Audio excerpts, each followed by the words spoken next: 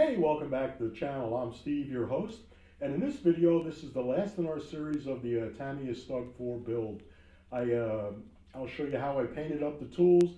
I put some bits and pieces on, and we'll do the final reveal. But I just want to show in this series what you can do with some just basic skills, with some old kits, and you can really get some pretty good results. So stick with us, enjoy the video. Thanks for tuning in. Bye now.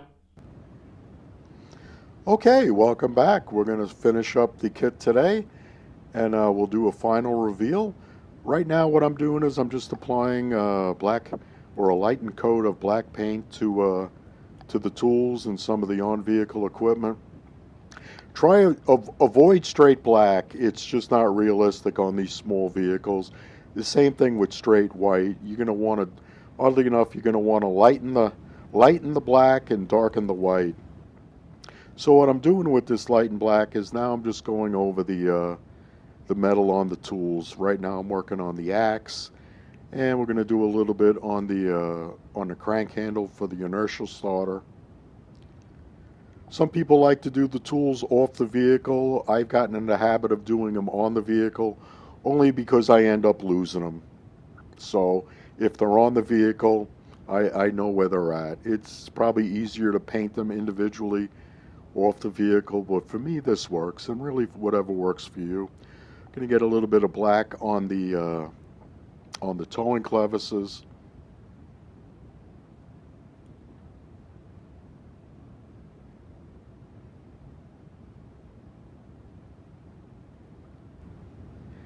And we'll work our way around to the jack. The jack on this kit, it came in a couple pieces. Again, for a 50-year-old kit, it looks the part.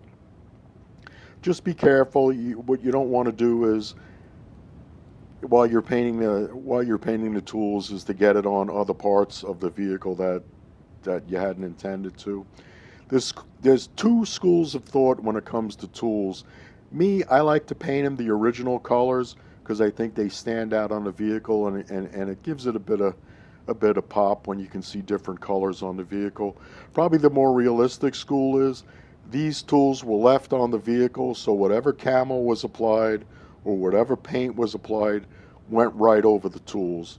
So it really is up to you how you feel about it.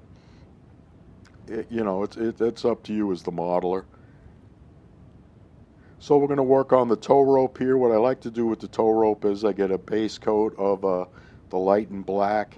Then when that dries, I come back with a really watery coat of orange or rust, just to give it that effect.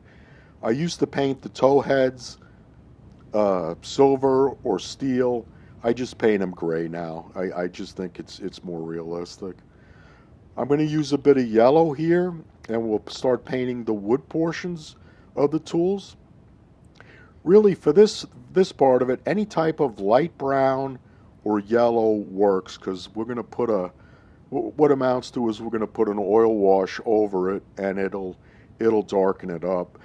Personally, I think the lighter you are, the better it looks, because you get a real contrast in the dark wash and the light colors. I don't really worry about wood grain. Some people do, and it looks great. Me personally, I just don't think the juice is worth the squeeze, in this scale at least. So we'll get the jack block here.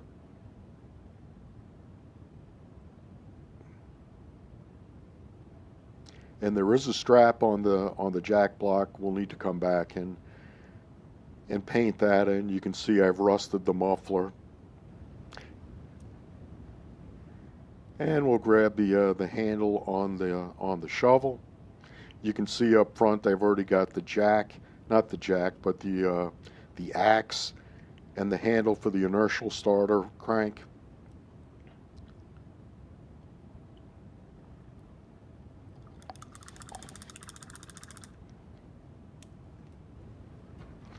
And then from here we're going to introduce, what we're going to do here is we are going to paint the handles on the wire cutters. The wire cutter handles were not wood. They were a Bakelite material. So with that Bakelite, it was kind of an orangey So just, if you want to get it right, they weren't wood. It was more of an orange color. And now from here, we're going to start introducing the oil paint. I'm just putting it in little dabs at connection points and attachment points. And why I do that is it'll leave a shadow near those points of connection and shadow. And we'll just dot that on there. And you'll see in a little bit what we do with a moistened mineral spirit moistened brush, and we'll draw that across and get our wood effect.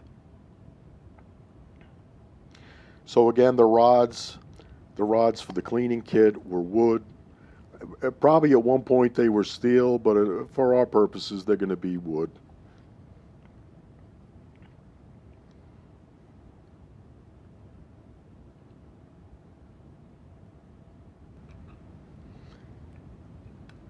And what we're going to do now is come back with a small brush moistened with mineral spirits, and we'll start spreading the raw umber with the oil paints around across the wood surfaces, making sure that we kind of leave it dark at attachment points and connection points on the tools, just to give it that shadow and make it pop a little bit. So it's a bit dark, and we're going to lighten that with a cleaner brush with a little bit more mineral spirits on. When you apply the oil paint to the tools, start less, work light to dark, because it's easier and quicker to darken it is than it is to lighten it. So what we're doing here, we're on the wood cleaning rods. You can see it. We're just trying to draw it across. We're going to work out. It's a little bit too dark on the wood handles here, so we're going to remove it. I am going to work on my setup where I can get tighter shots, but at the moment, this is the best I can do. I'll probably do a how-to video on how I do the wood and the rusting on metal parts. But we're just removing where it's too dark. And again, this is up to your taste. In the field, these tools would have weathered pretty quick. So here we are at the jack block. This is probably the best example of how this technique works. We're just drawing away the paint, the oil paint, and leaving a simulated wood. I had a bit of issue with the cleaning rods. They were okay.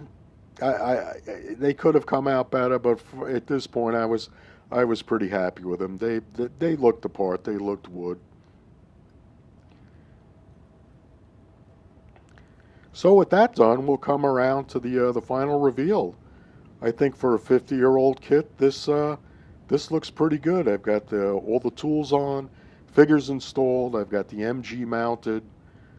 I think the camo works. We'll give them a bit of a twirl here. I left the gun tube what I thought was factory primer red. I think it adds a bit of spice to it. I don't know how realistic it is, but I like the look of it. All right. Again, thanks for stopping by. This has been a lot of fun doing it with you.